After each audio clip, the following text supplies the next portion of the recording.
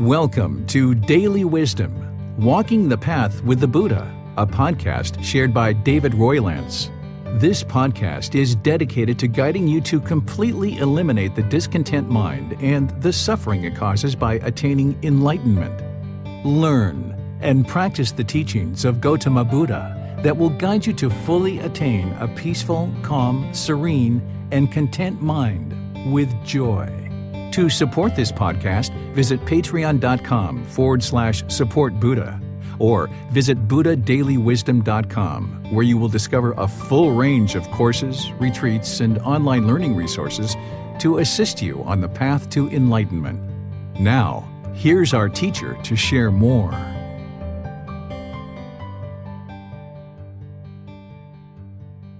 Sawadee Kap. Hello and welcome to Daily Wisdom, Walking the Path with the Buddha. Today is our group learning program, and we come together on Wednesdays in order to do meditation together as a guided meditation. And oftentimes I'm even teaching about some of the meditations and chanting and things like this. And we actually do a meditation session together before I open up to any and all questions that you guys might have related to your journey to enlightenment. Our group learning program is on Sunday and Wednesday, and it's based on this book, Developing a Life Practice, The Path That Leads to Enlightenment. Each Sunday I'm covering a chapter in this book, and then on Wednesdays I've done a 4-part series on breathing mindfulness meditation, a 4-part series on loving kindness meditation, and I did a 4-part series on Buddhist chanting. And then last week we started rotating between breathing mindfulness meditation and loving kindness meditation each week. And you'll see that I'll do this all the way throughout the end of the group learning program. And after our meditation, I open up to any and all questions that students have as a free-form question day. And since we're just kind of getting back into doing breathing mindfulness and loving kindness meditation, what I would like to do is just do a little bit of a refresh on loving kindness meditation for those of you guys that learned loving kindness meditation with me as part of the 4-part series. But for those of you guys that didn't learn in that 4-part series over 2 months ago when I taught it, then now this will be a great time for you to learn, so that now as we rotate between breathing mindfulness meditation and loving kindness meditation, you'll know what these meditations are about and what they're for. So I'd like to welcome all of you, whether you're joining for the first time or you've been joining regularly. If you're joining live or you're listening to the replay, welcome to everyone. You're able to ask any and all questions that you like. If you're attending live, you can put your questions into Facebook, YouTube, or Zoom. Or in Zoom, you can electronically raise your hand and ask any questions or follow-up questions directly. And then if you're watching this on the replay or on the podcast, you can ask questions through posting those in our Facebook group, sending me a private message, or you can schedule personal guidance with me and I'll be able to help you with any and all questions that you have. So I'm going to use some visual aids to help me share with you the loving kindness meditation and give you guys an opportunity to learn this maybe for the first time, or as I mentioned, if you learned with me before, this would be a good refresher for you. So the first thing to understand as it relates to developing your meditation practice is that there's 4 individual types of meditation. And I've taught the first 2 as part of this group learning program already. When we get to chapter 11, which now we're in chapter 10 this Sunday, but when we get to chapter 11, I will be sharing with you the other 2 meditations that I haven't taught yet. So far, I taught you breathing mindfulness meditation and loving kindness meditation because these address 2 of the major problems that are in the mind. There's 3 major problems that are in the unenlightened mind. So these high-level problems are remedied through various tools and techniques that are shared as part of the teachings of the Buddha. And breathing mindfulness meditation is addressing the primary problem that's causing the discontent feelings, which is craving, desire, attachment. And it's helping you to cultivate mindfulness or awareness of mind and concentration. You're going to need those in order to be able to practice the teachings in daily life. So these meditations are a dedicated, active, purposeful training session helping you to eliminate certain unwholesome qualities and cultivate certain wholesome qualities. And then you use those qualities in daily life in order to aid you in fully training the mind in daily life. So you're going to need this mindfulness or awareness of mind. You're going to need this concentration or this singleness of mind. That's going to help you in daily life, and you cultivate it in meditation. And then you're eliminating the craving, desire, attachment. So when you're focused on the breath and the mind mind moves off the breath and you're cutting off and bringing the mind back, you're not trying to eliminate your thoughts. As long as you're alive, you're going to have thoughts. What you're doing is training the mind to be disciplined and controlled, to be able to let go, to let go, to let go. So that then in daily life, with your mindfulness and concentration, you'll be able to observe when there's craving, desire, attachment arising in the mind, and you'll be able to cut that off and let it go so that you can restrain the mind. And between the meditation, between practicing generosity and practicing in daily life to cut off and let go of these cravings, you'll be able to fully transform the mind, eliminating craving, desire, attachment, getting to the point where the mind's peaceful, calm, serene, and content with joy, having eliminated all the sadness, anger, frustration, irritation, annoyance, guilt, shame, fear, boredom, loneliness, shyness, resentment, jealousy, stress, anxiety. Even the slightest displeasure is eliminated from the enlightened mind. But you need to eliminate the craving, desire, attachment. So that's what that meditation is there for. And we're going to be doing just a little bit of that as we ease into loving kindness meditation today. Then loving kindness meditation is to eliminate anger, hatred, and ill will, and all those lesser versions like frustration, irritation, annoyance, even the dislike. If you even have just a dislike towards another human being, you haven't fully cultivated the loving kindness, or really any being. Even though I mentioned human beings, it's really any being. If you hate snakes, if you despise spiders or anything like this, then the mind hasn't fully cultivated loving kindness. So you can eliminate the anger, hatred, ill will, and all those lesser versions, even down to a slight dislike, through loving kindness meditation. You can even eliminate the negative self-talk that's in the mind. For some individuals, they have negative self-talk in the mind where you're degrading yourself and diminishing yourself. And this is only going to erode the quality of your mind over time. So this meditation is going to help you to eliminate that. And what you're doing is you're cultivating loving kindness for all beings, including this being who you are now. So loving kindness meditation is one of the primary trainings that you use in order to get to enlightenment. And since we just talked about the natural law of Gamma in chapter 9, it's important to note here that we're talking about meditation, that the Buddha described breathing mindfulness meditation as the highest quality of wholesome Gamma that you could ever generate. And then he talked about loving kindness meditation as the second highest quality of wholesome Gamma that you could ever generate. And the reason why is because when you're practicing wise decision making, it produces wholesome Gamma. And a wise decision is to practice breathing mindfulness meditation because you're eliminating craving, desire, attachment, you're arising mindfulness and concentration. And with loving kindness meditation, you're eliminating anger and arising this loving kindness.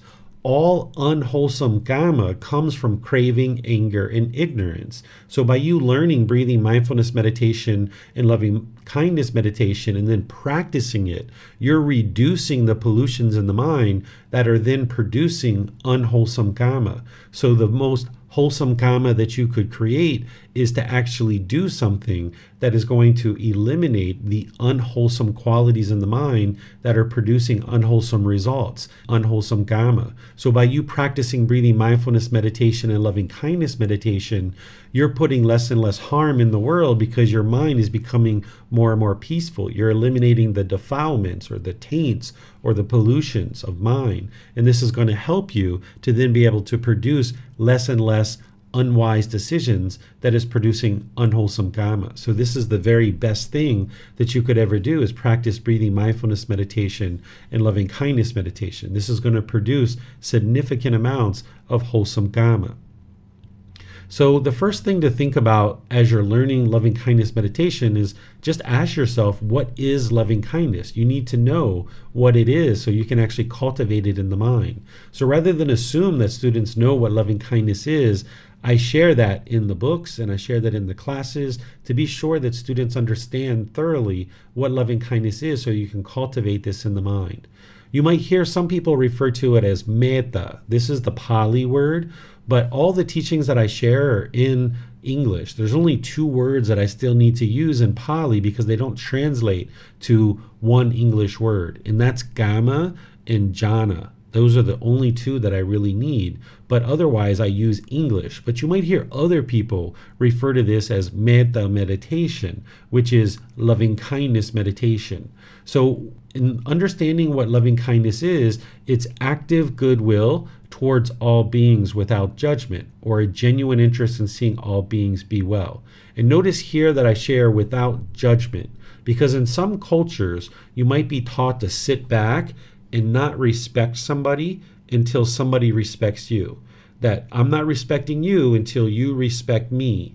Well, if everybody in the world was practicing that, nobody would be respecting anybody, because everybody would be holding back and waiting for the person to start respecting, and you wouldn't respect until others respect. But that's not the way the natural law of karma works. Whatever you put out, that's what comes back to you. So if you're disrespectful to others, then that's what's going to come back to you.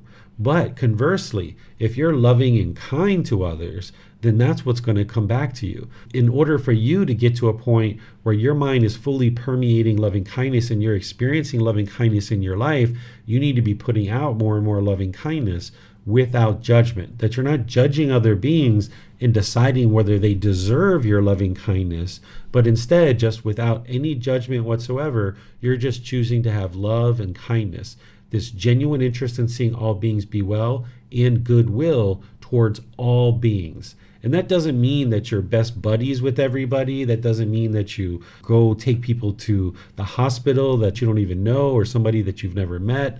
It doesn't mean that you lay out the red carpet for every single person you meet. It just means that you have this active goodwill that's cultivated in the mind, and you have this genuine interest in seeing others be well. Because based on your role in society and based on your role in relationships, you're going to be able to apply focus in one direction or another based on your role. Where maybe a person who's a coworker at work, if they got sick, they or their family would take them to the hospital. But if one of your family members got sick, you would need to take them to the hospital. So our role is different, but we can still have this genuine interest in seeing all beings be well. Loving kindness is an antidote to the anger. If you remember the 3 poisons from 2 weeks ago, there's that 3 poisons, or the 3 unwholesome roots, or the 3 fires. So loving kindness is the antidote, or the wholesome root, or the remedy for anger, hatred, and ill will. It also helps you to eliminate the harshness, bitterness, hostility, and resentment in the mind. Oftentimes people are holding on to this in their mind, thinking that they're punishing the other person that created the anger. At least in their mind, they're seeing it as this person created the anger. But this other person didn't create the anger, and you're not hurting another person by holding on to your anger. You're just hurting your own mind. Some people refer to this like it's like holding a hot coal in your hand and trying to burn somebody else. This is not possible. Well, if you're practicing the teachings of the Buddha, you wouldn't be trying to burn somebody else. But by you holding on to this hot coal, it's only burning you. So by training your mind to eliminate the anger, hatred, ill will, or this harshness, bitterness, hostility, and resentment, you can liberate the mind and free it from holding on to the resentment and hostility that it oftentimes holds on to. And you might think that it only comes out towards that one person or 3 people or however many people you have in your mind that you have that towards. But in reality, that's coming out towards other people too. So you need to be able to completely eliminate the anger, hatred, ill will, and these qualities that go along with it, which is the harshness, bitterness, hostility, and resentment of mind. And it's the tools and the techniques that the Buddha is sharing, namely with loving kindness and loving kindness meditation, that's going to help you to do this. Loving kindness is also described as one of the Brahma Viharas. This is something you're going to learn in chapter 14 when we get to that part of the book. These are 4 healthy mental states that you need to cultivate in order to train the mind to get to enlightenment.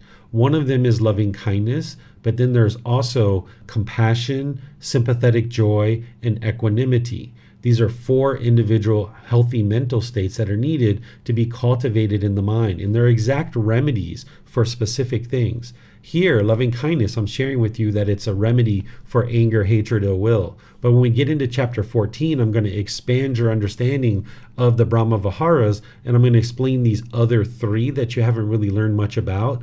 And I'm going to explain to you the antidotes of what it's fixing, because you're going to need to know that so that when you observe something like anger in your mind, you know that the antidote to that is loving kindness. Or if you see frustration or irritation or annoyance or something like that, you know to bring in the loving kindness, and that's what's going to knock down and eliminate those unwholesome qualities. And you'll be able to do the same thing with the other Brahma Viharas as well.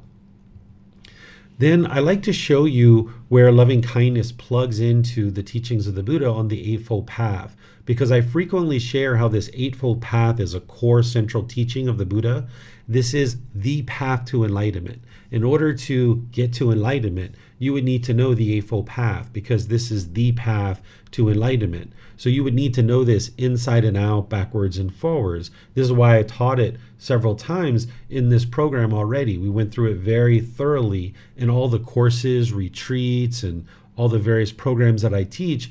It's going to have this in there because it's a foundational teaching. So if you haven't learned that with me yet, you can learn it in the book, Volume 1, Chapters 4 and 5. You can learn it in the mini lesson videos. You can learn it in the online classes. You can come to an in-person class, and I'm even live streaming a lot of these things now, so you can attend it that way. So you're going to need to know this and learn it with the words of the Buddha, which is what I share. But here, what I'm sharing is just a few of the words from the Eightfold Path to show you where loving kindness plugs in, so that you can have confidence that the Buddha indeed taught loving kindness, that you need this loving kindness meditation in order to make your way to enlightenment. You wouldn't be able to get to enlightenment without loving kindness. Therefore, you wouldn't be able to get to enlightenment without loving kindness meditation. So here under right intention, which is the second step of the Eightfold Path, you can see the Buddha shares that one should cultivate the intention of renunciation, the intention of non-ill will, and the intention of harmlessness. I'll just recap with you what the intention of renunciation is, because this is important, but really the loving kindness plugs in these other two.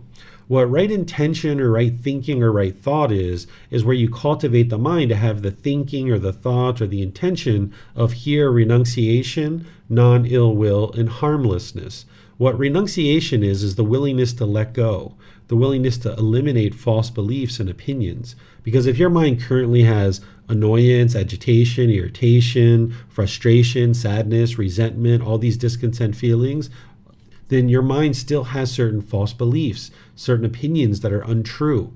And even though we might think of ourselves as wise, particularly if there's ego in the mind, then if you're experiencing discontent feelings, then the mind is not as wise as it needs to be yet. There's still certain false beliefs and opinions that the mind's holding on to. One of those false beliefs and opinions that the unenlightened mind is typically holding on to is that other people are causing you to be angry, or other people are causing you to be frustrated. So you're going to need to train the mind to be open to understanding, learning, reflecting to independently verify the teachings, and then practicing them to transform the mind. If you didn't have the intention of renunciation, your mind would be closed and you would be uninterested in exploring anything that could be potentially life improving and to help you grow and evolve as a human being. So that's what the intention of renunciation is. It's related to what it is that we talk about as the path to enlightenment. But in terms of loving kindness, it's really these next two where loving kindness meditation and loving kindness plugs in. Because the Buddha teaches to have the intention or the thinking or the thought of non-ill will. Non-ill will is a double negative. So this is really like saying the intention of goodwill. Well, you guys know what the goodwill is. That's loving kindness. So if you need to develop the thinking or the thought or the intention of non-ill will or goodwill, that's to develop the intention of loving kindness. So it's loving kindness meditation that's going to help you to be able to do that. Then there's the intention of harmlessness, where an individual is incapable or disinterested in causing harm to other beings. Because as long as you're putting out harm harm's going to come back to you. That's the natural law of karma that the Buddha helps you to see and that we talked about on Sunday. So if you have this intention of harmlessness where you're uninterested and incapable of causing harm, and this is your thinking and your thoughts that you're having in your mind, this is going to be very helpful for you, because now your speech and your actions and your livelihood can emanate from your right intention of non-ill will and harmlessness. So now if your intention, speech, and actions are in sync, which it'll take you time to be able to do that in all situations, but this is how you actually accomplish that, by wearing away the anger, hatred, ill will, and those lesser versions with loving kindness meditation. Then you might have remembered when we talked about right speech, I introduced you and taught the 5 factors of well-spoken speech, where an individual learns to speak at the right time, what they say is true, they speak gentle, they speak beneficially, and with a mind of loving kindness. And I went through each of these details and explaining what these factors are.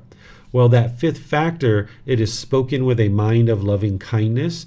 How would you be able to practice that if you didn't know how to cultivate loving kindness in the mind? So in order to speak with a mind of loving kindness, you would need to know how to cultivate it in the mind. Because as long as you're speaking the opposite of loving kindness, this would be like inner hate and bitterness and hostility. If you're speaking that way to others, that's what's going to come back to you, and you wouldn't be able to create a peaceful and joyful mind and a peaceful and joyful life if you've got all this bitterness and hostility coming back to you in your life. So by cultivating loving kindness in the mind with this meditation, then you'll be able to speak with loving kindness when you talk with people.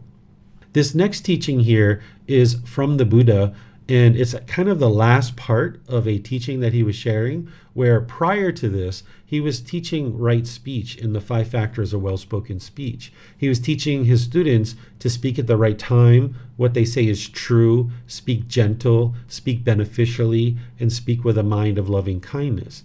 But then he was also reminding them that other people may speak to you untimely, untruthful, harsh, unbeneficial, and with a mind of inner hate.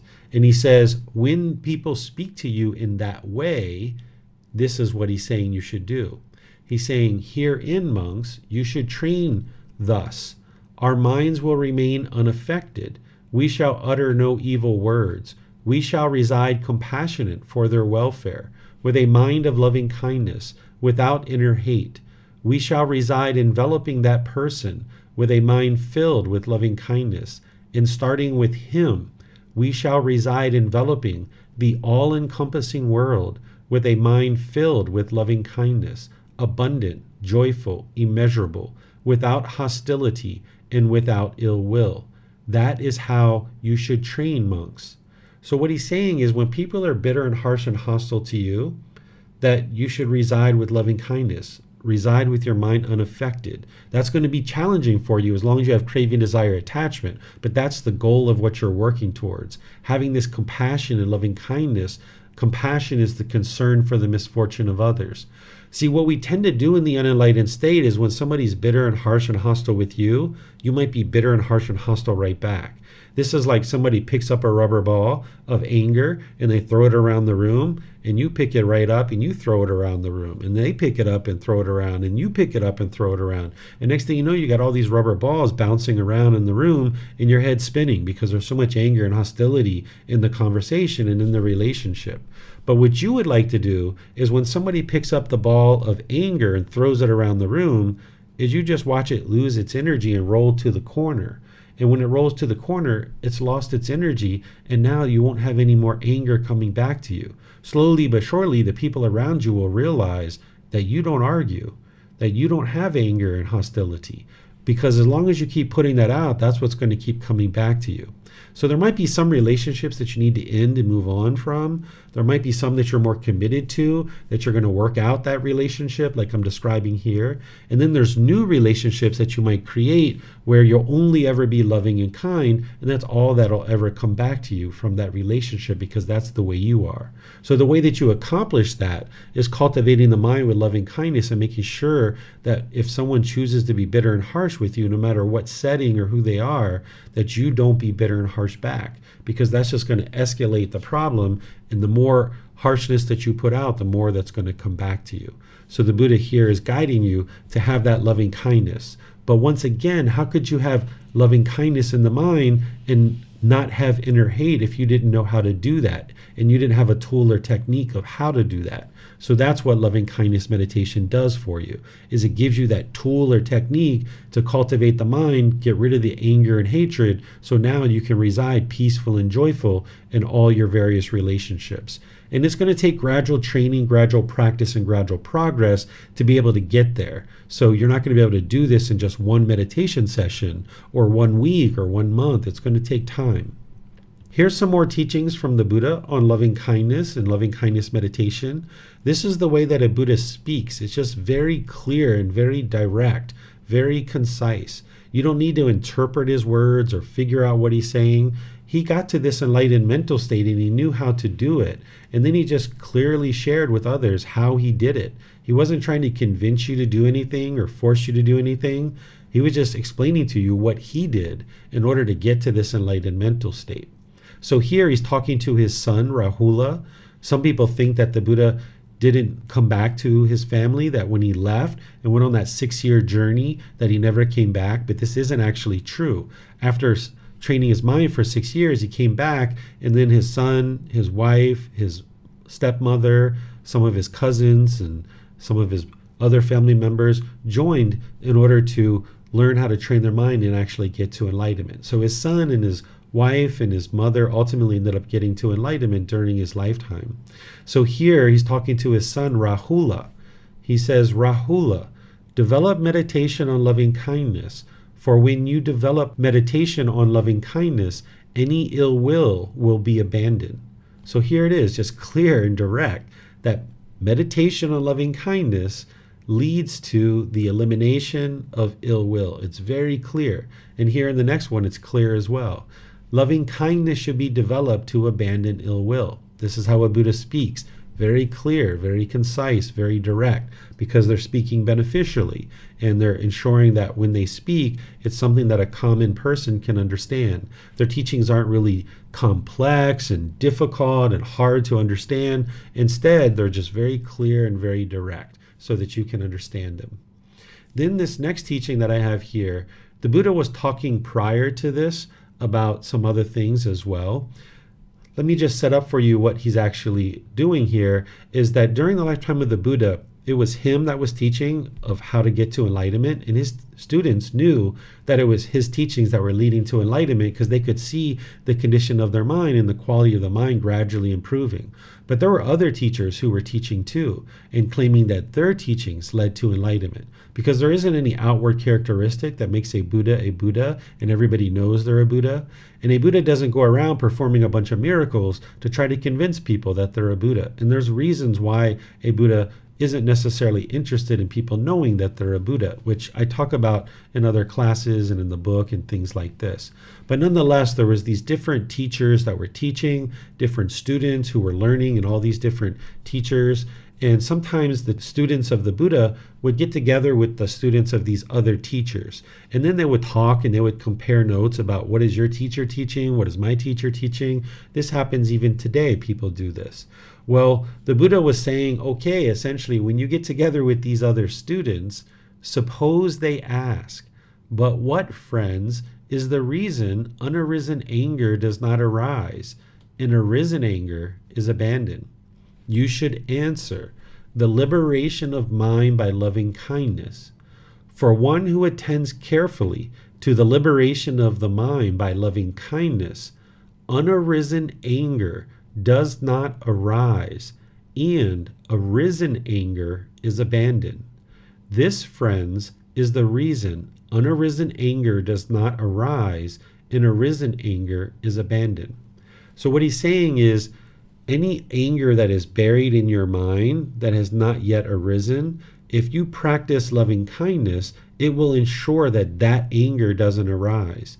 And then any anger that's currently in your mind, like maybe something happens and it arises anger in your mind, you can get rid of that. You can abandon it through loving kindness meditation.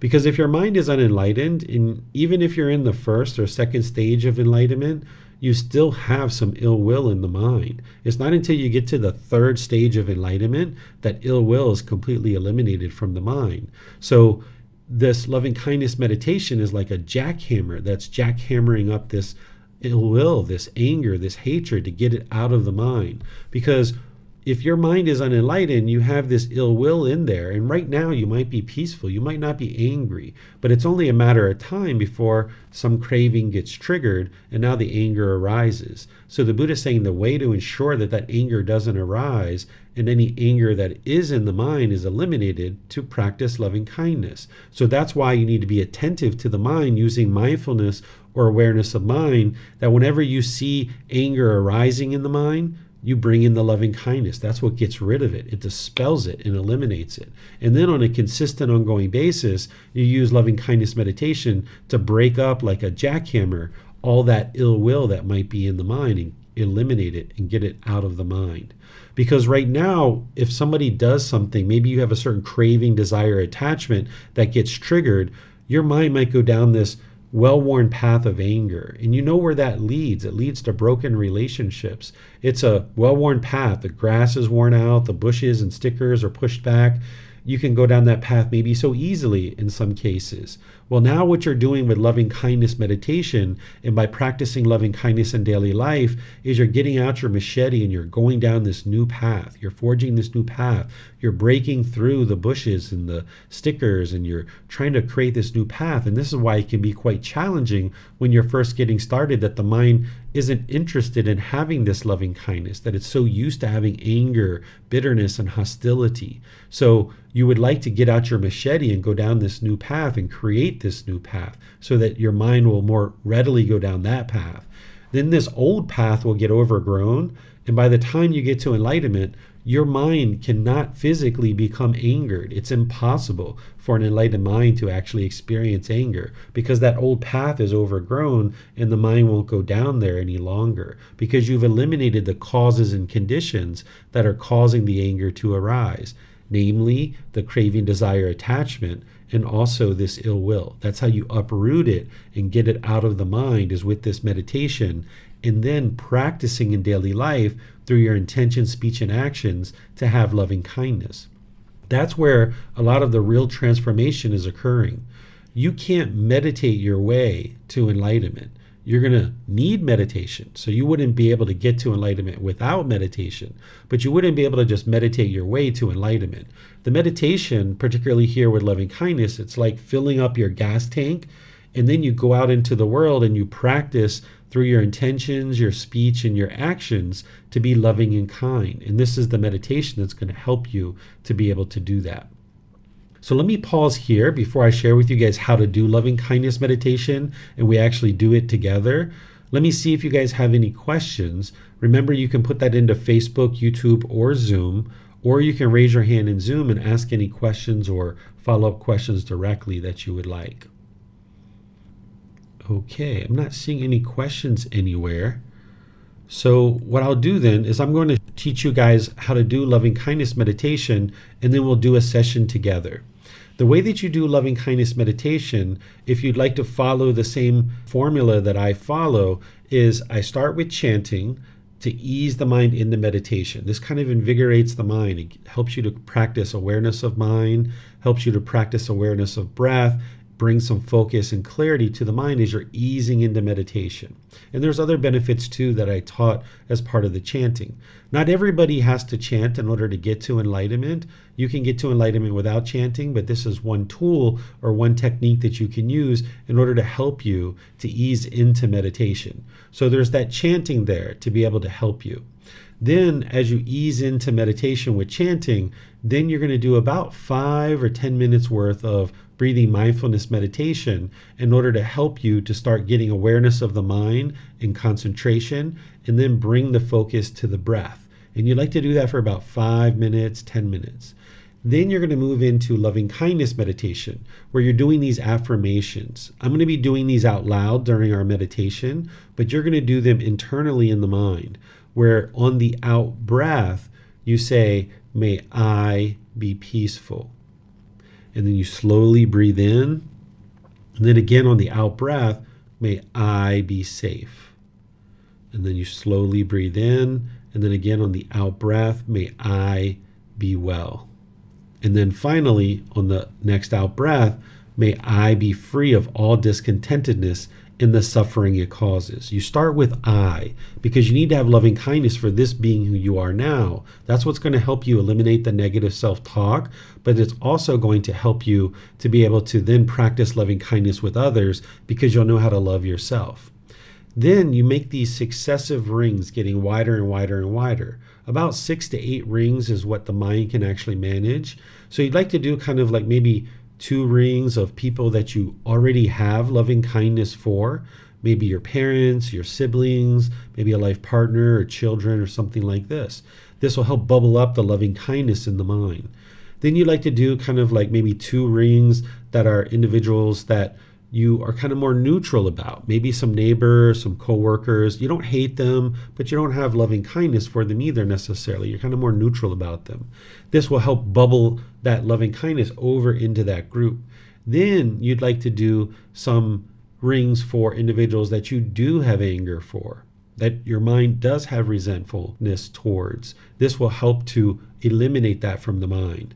And then ultimately, you'd like to get to your last ring where it's all beings, that you haven't left anyone out, that you have cultivated loving kindness in your meditation for all beings.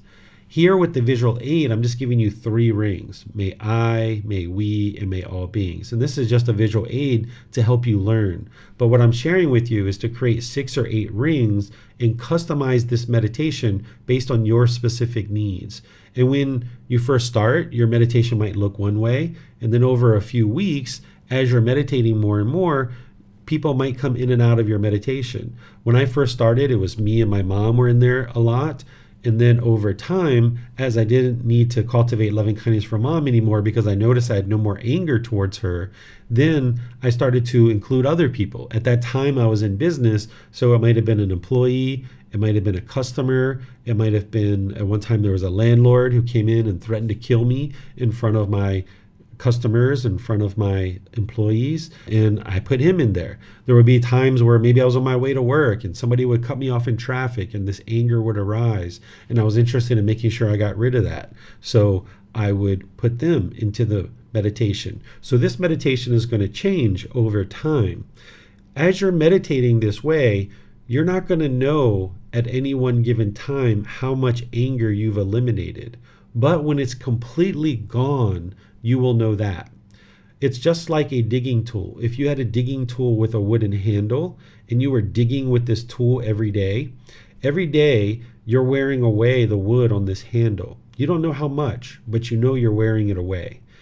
You're not going to know each day how much you've worn away, but when this handle is completely exhausted and you need to replace the wooden handle, you're going to know that because the handle is no longer functioning in the way it needs to. So it's the same thing, is that each day you're not going to know through loving kindness meditation and practicing loving kindness in daily life how much anger, hatred, and ill will you've worn away. But when it's completely gone, you're going to know that, because it will be 6 months, 1 year, 2 years. You haven't been irritated, you haven't been annoyed, you haven't been frustrated. None of those discontent feelings exist in the mind. So you'll know that it's been completely eliminated and completely exhausted from the mind. So it's just like that handle on a digging tool, that you're not going to know how much wood you wear away each day, but when it needs to be replaced, you'll know that. And the same thing is true with anger, that you need to just stay dedicated and diligent to this practice, that each day you're wearing away this anger, hatred, and ill will and those lesser versions. And you're not going to know how much each day, but when it's completely gone, you'll know that. So after you do this loving kindness meditation, and you're going to be repeating those affirmations in the mind that I'm doing, and then when you do it on your own by yourself, you'll customize it for your specific needs.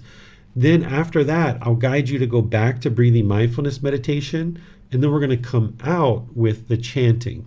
And this is how you would do loving kindness meditation. I'm going to do this with you and guide you through it, and then afterwards we'll open up to any and all questions that you have. But if you have any questions right now on loving kindness meditation or how we might do it, please go ahead and submit those now.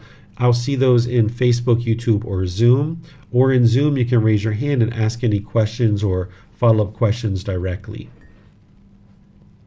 Okay, I'm not seeing any questions anywhere. So what I'm going to do then is guide you guys in loving kindness meditation. If you would like to take a position, either seated, lying, or standing, these are the three positions that we use for loving kindness meditation. We don't typically do the loving kindness meditation in the walking position, but seated, lying, and standing is one position that you could use. And you can rotate between those as you need in one particular session if you needed to. So if you're on the floor, you might put some cushions under your rear and have your legs lightly crossed. And with your hands in your arms, the Buddha put his right hand over his left with his thumbs together, and then he put that into his lap. But there's other options here as well. Some people like to put their palms on their thighs, or their palms on their knees, or their palms up. The upper body should be erect. This keeps the mind attentive and alert during the meditation.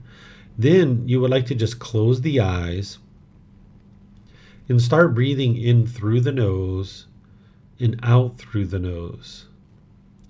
I'm going to do some chanting to ease us into meditation, and you're welcome to join along in the chants if you like. Or you could just hang out here with the breath, and then I'll be back with some guidance.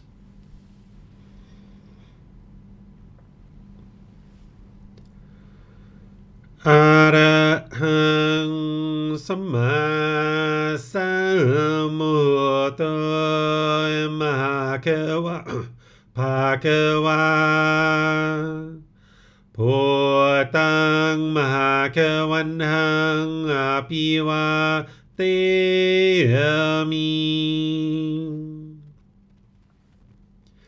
Savakato Bhagavata Dhammo Dhammang Namasami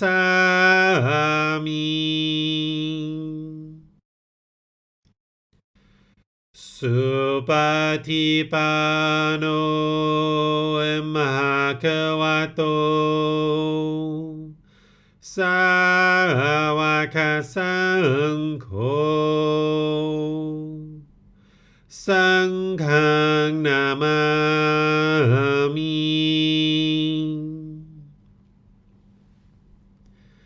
Namo Tassa Bhagavato Arahato Samma Sambuddhassa Namo Tassa Bhagavato Arahato Samma Sambuddhassa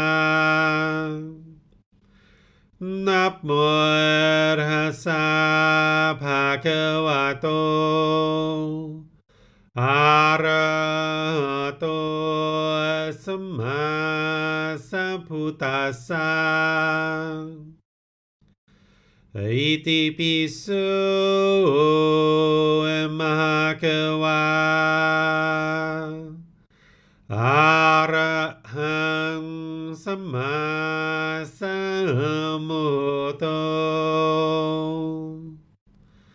Vicacaranang Sammuno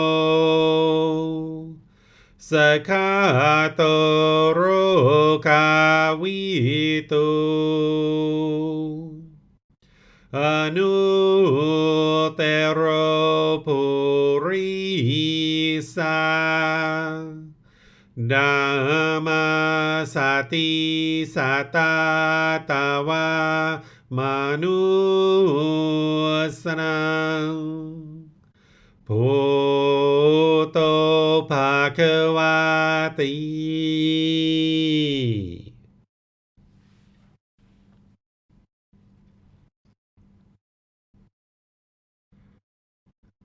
Okay, with the lower body and hands and arms comfortable, in the upper body erect, just close the eyes and start breathing in through the nose and out through the nose.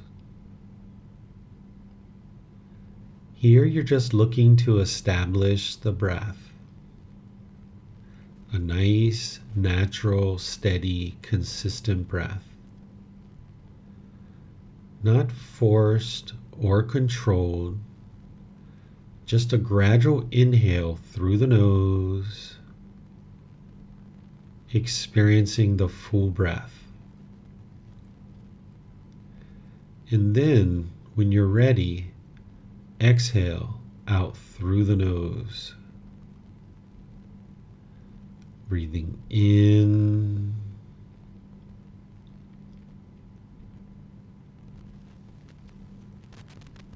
and out.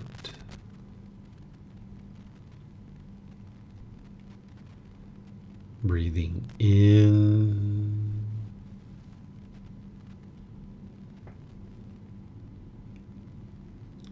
and out.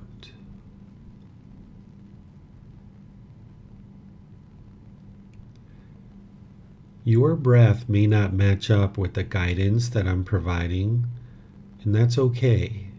This is your practice. I'm just here for guidance.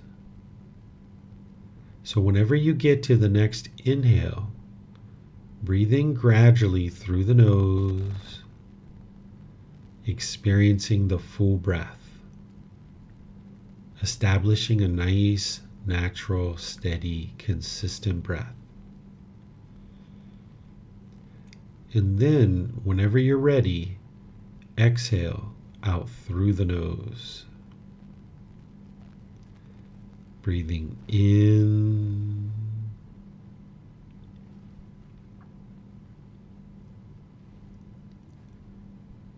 and out.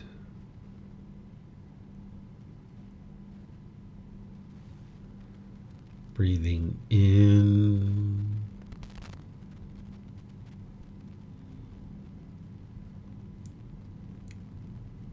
and out.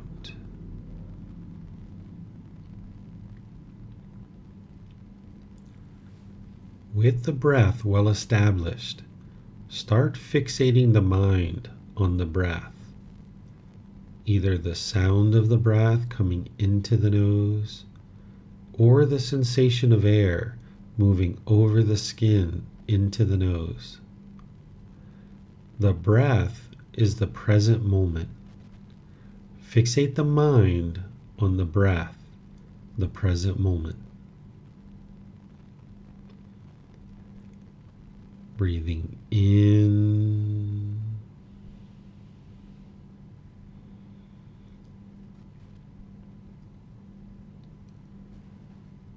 and out.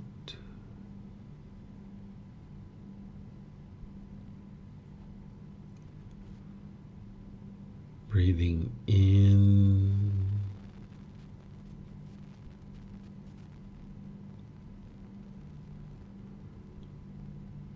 and out.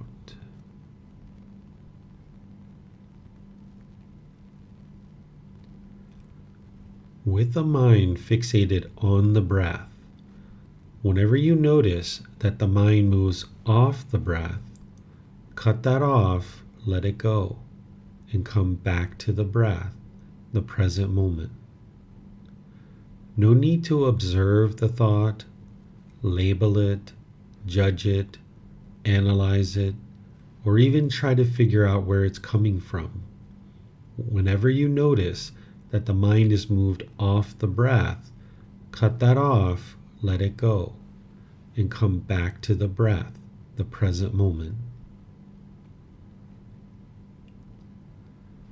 Breathing in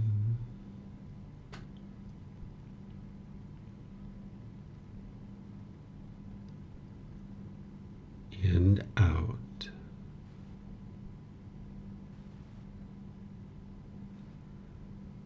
Breathing in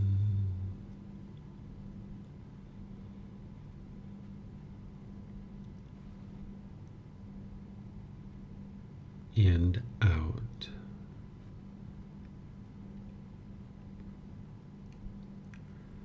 I'm going to be quiet now and let you do this work of focusing on the breath, cutting off and letting go anytime the mind moves off the breath. You have nowhere to go. There's nothing to do. No one needs you right now. This is your time to focus on the breath.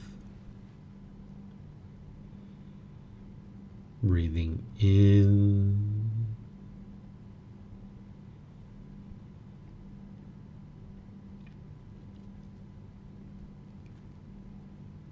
and out.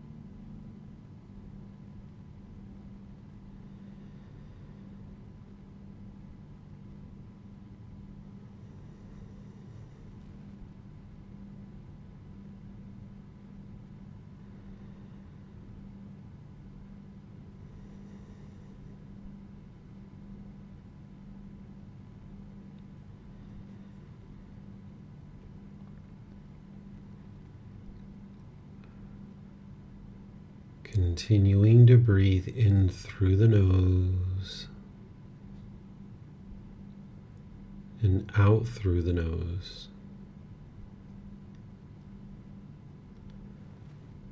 When you get to your next out breath, repeat these affirmations in the mind.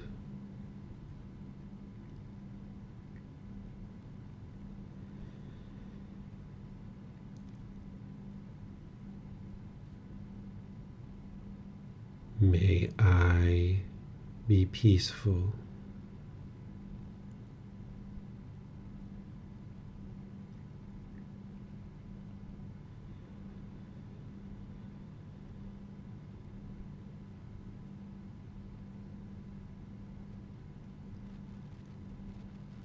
May I be safe.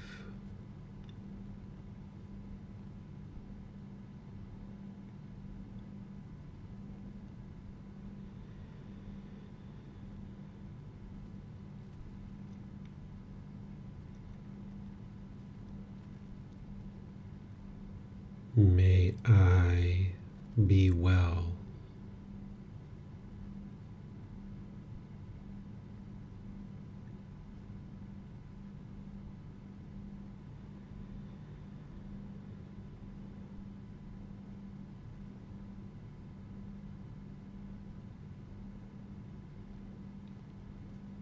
May I be free of all discontentedness in the suffering it causes.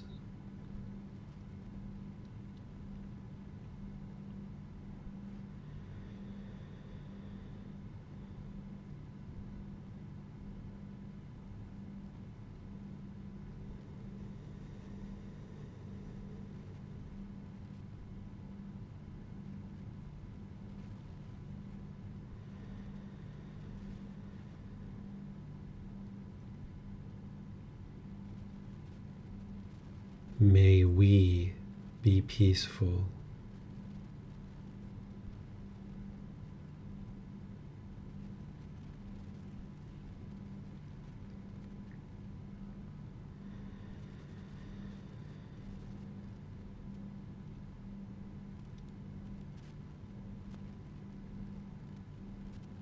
May we be safe.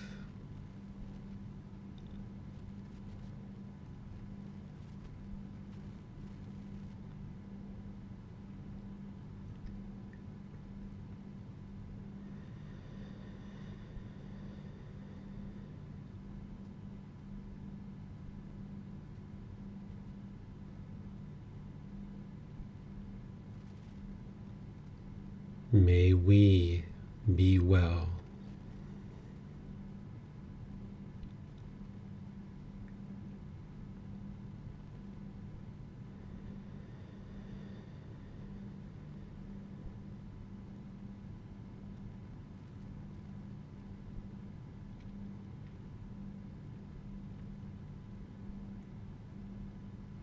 May we be free of all discontentedness in the suffering it causes.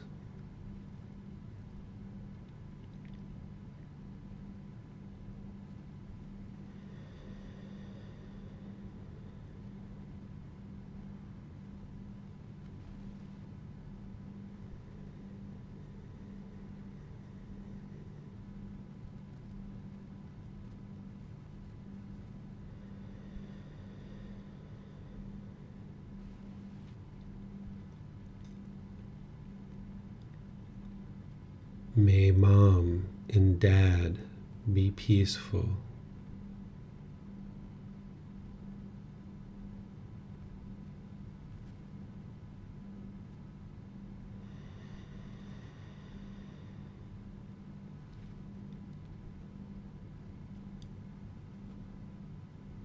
May they be safe.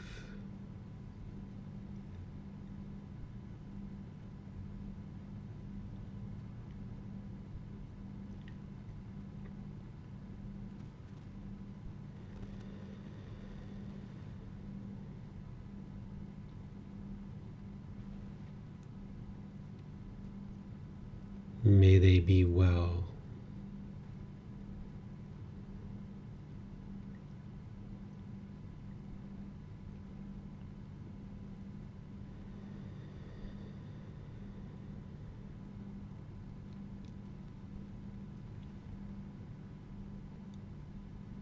May they be free of all discontentedness in the suffering it causes.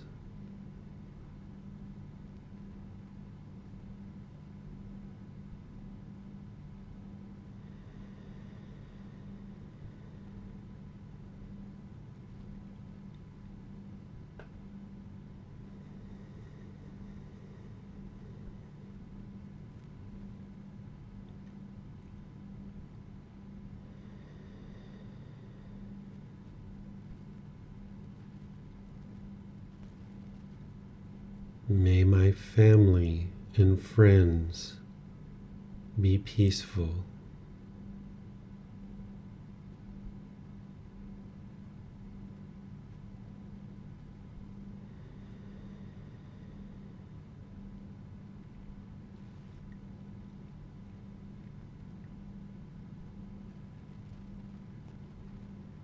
May they be safe.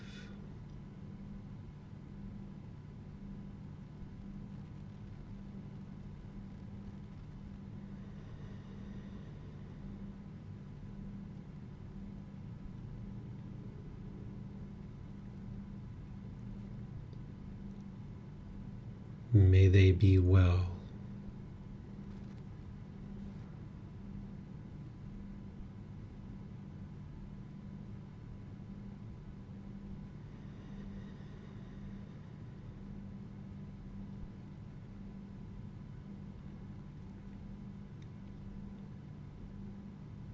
May they be free of all discontentedness in the suffering it causes.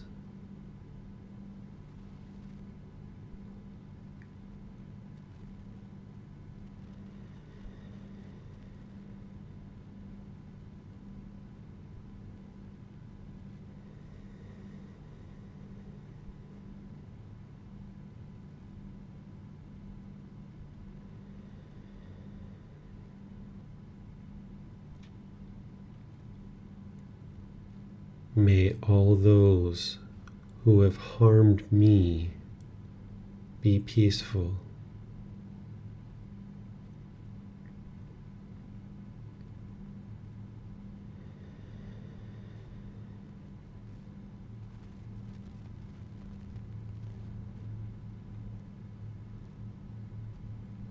May they be safe.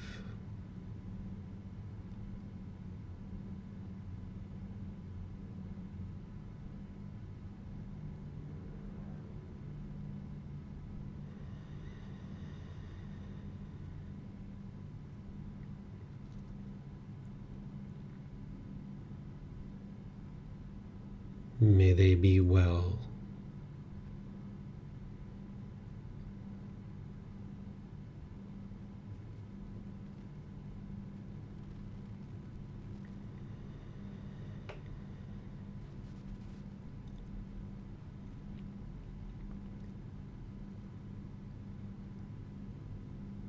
May they be free of all discontentedness in the suffering it causes.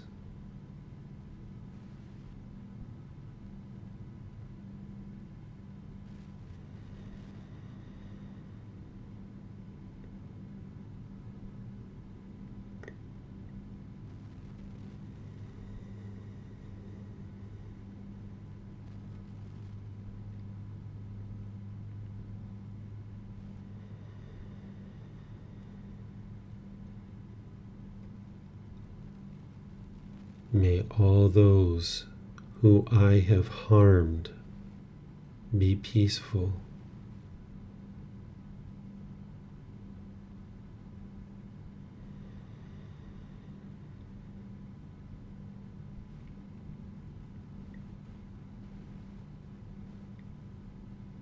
May they be safe.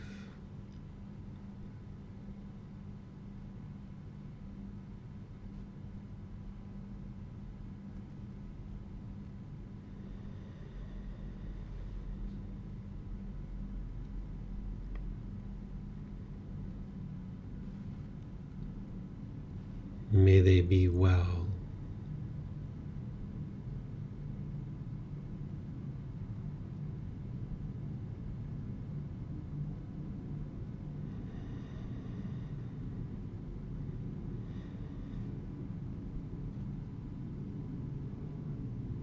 May they be free of all discontentedness in the suffering it causes.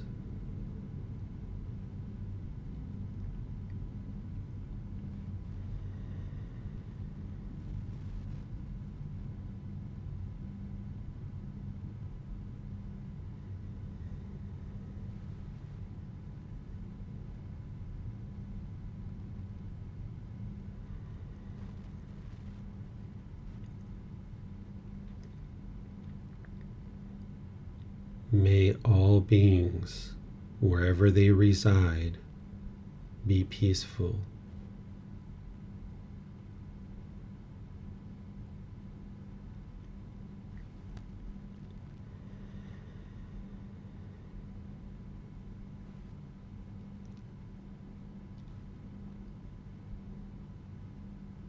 May they be safe.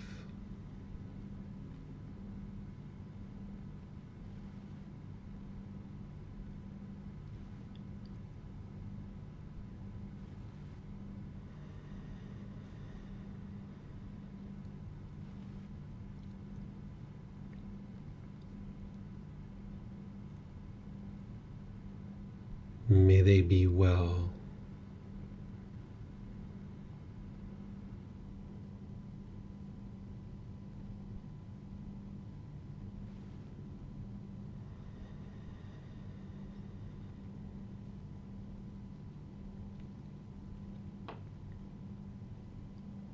May they be free of all discontentedness in the suffering it causes.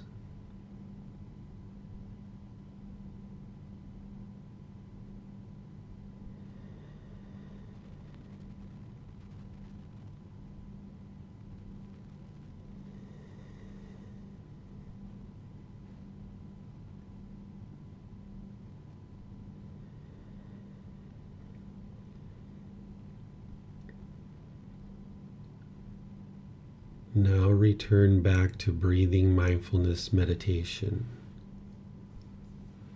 focusing on the breath, cutting off and letting go anytime the mind moves off the breath. Breathing in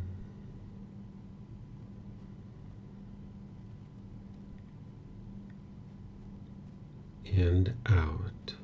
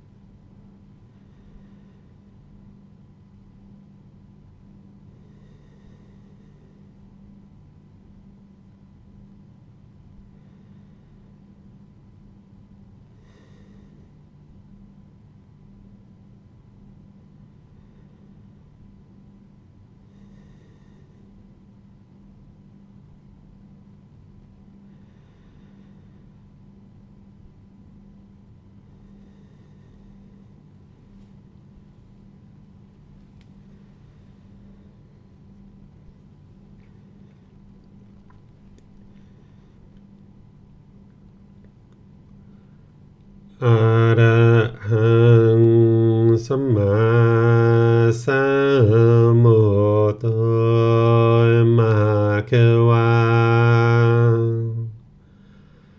Hotang Mahakavanang Apivateyami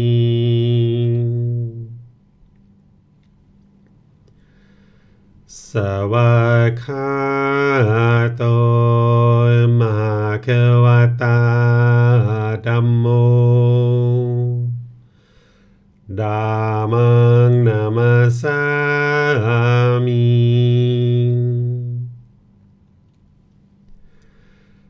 สุปฏิปันโนภะคะวะโตสาวกสังโฆสังฆังนามามิ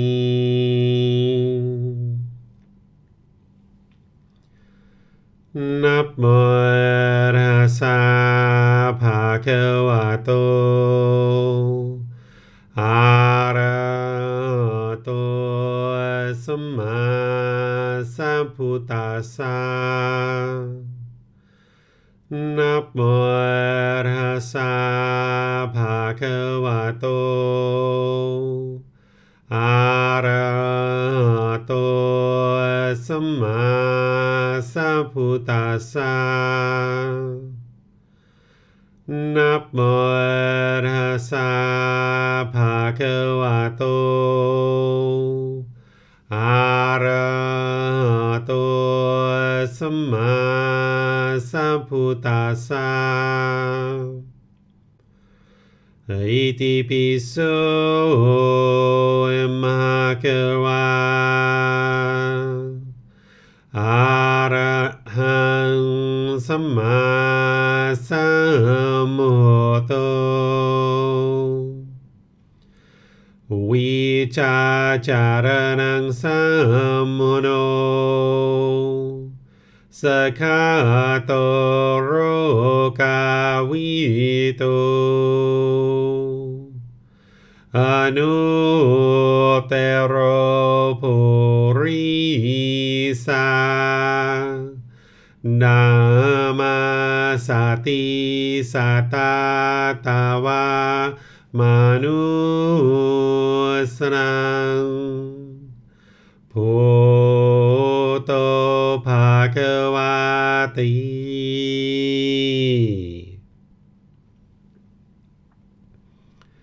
Okay, if you guys would like to ease your way out of meditation, I'm going to switch over to opening up to any questions that you guys might have. You can put those into Facebook, YouTube, or Zoom. You can put them into Zoom by also raising your hand. If you would like to ask a question directly, you can just raise your hand in Zoom, or you can put it into the comment section. So if you have any questions on meditation or any other aspect of the path to enlightenment, just let me know. You can put that into Facebook, YouTube, or Zoom, or you can raise your hand in Zoom and ask any questions that you like. All right, I'm not seeing any questions coming in. So one of the things I'll share here as I'm just wrapping up on loving kindness meditation is keep in mind that this meditation is not a prayer. You're not trying to change other people through your meditation. You're not trying to send metta or send loving kindness to other beings. What you're doing is you're transforming your own mind. You're rewiring your own mind and helping it to be loving and kind. And these affirmations that are going to do that for you. So by regularly training those 2 or 3 meditations that you might be doing on a given day, or that you're at least building up to, you'd like at least one of them to be loving kindness meditation.